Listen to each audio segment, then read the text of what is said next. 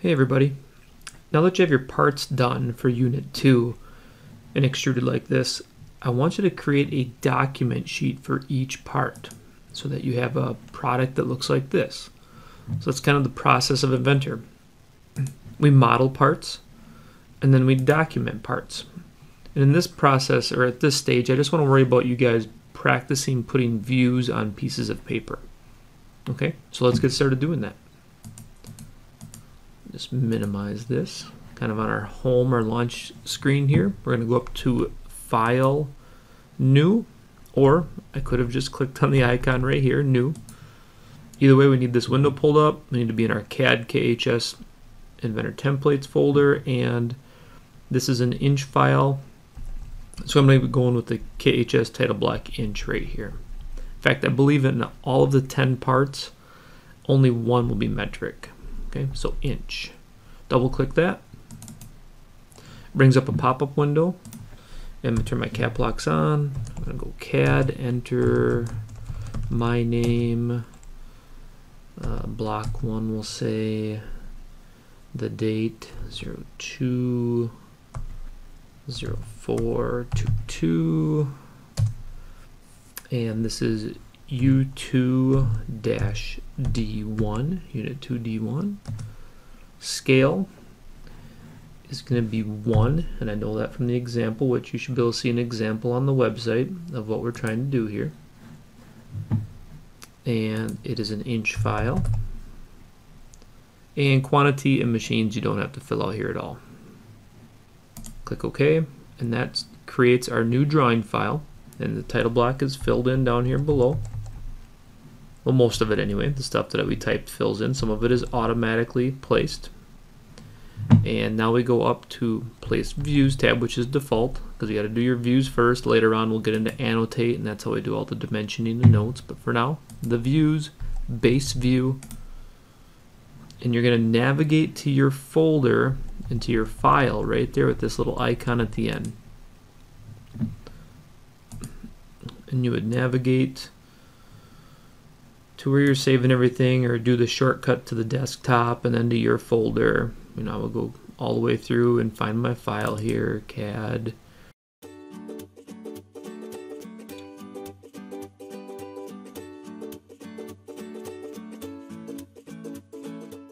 And we open it. And there it is, which I know it was previewing early. Just work with me here. And again, we want scale. This one happens to be 1:1. If it's going to be something else, you just simply type in here and change it. And it'll live update. Okay, and put it back to 1. If for some reason the part's not coming in the orientation you want, you can use this glass box to rotate it to get the view you want. And we're going to be placing this right about here. And I also want a 3D view up here in the corner. Okay, so we can, if you click that little red arrow in the corner of the box, it'll auto place it up here. Because if you go straight up, that'll be a top view.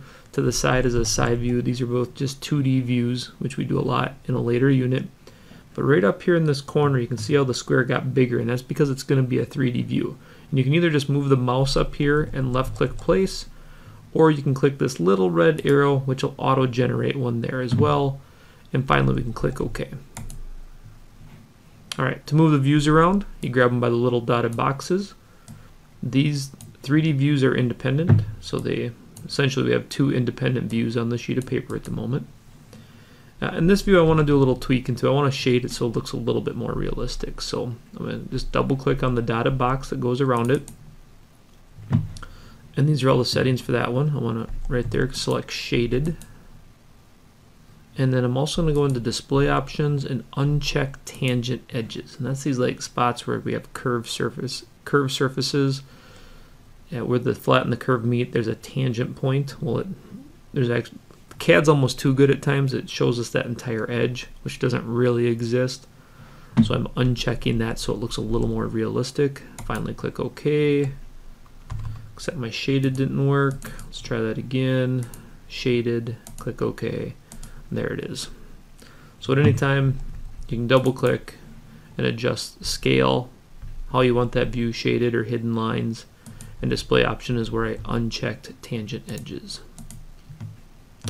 And when you bring that in, the title block will finish filling in. Now we have a file path down here that shows where this part came from.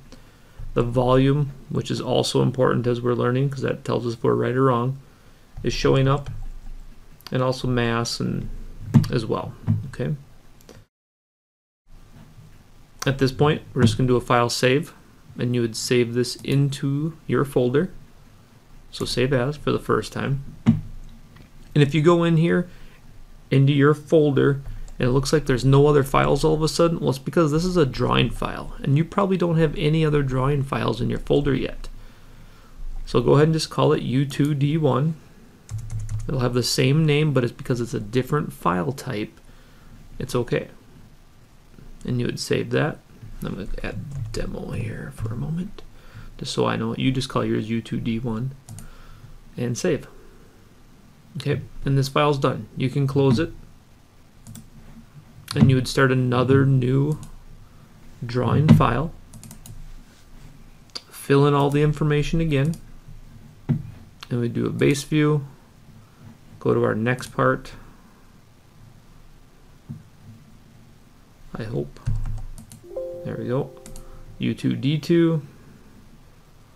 Open. And on this one, we're going to have a scale of 0.5.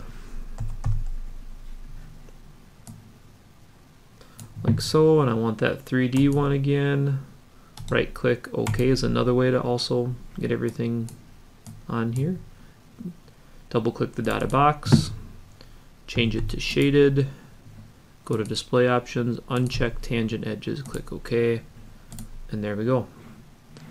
If you happen to skip your title block and you need to fill something in later, you can always go up here to the plus next to sheet, the plus next to 2020, and double click field text, and that'll let you get back in and edit the information on the title block that you can. As you can see, the light gray information is auto filled and you can't change that. So fill in what you need to if you forgot something or if you just skipped it for the moment like I did. Put it all in now, hit OK, and then do another save as, and then there we go. See, there, now we have another file. We call this one U2D2, save, and so on and so on. So you're going to keep doing this and create a drawing file for all 10 of your Unit 2 parts.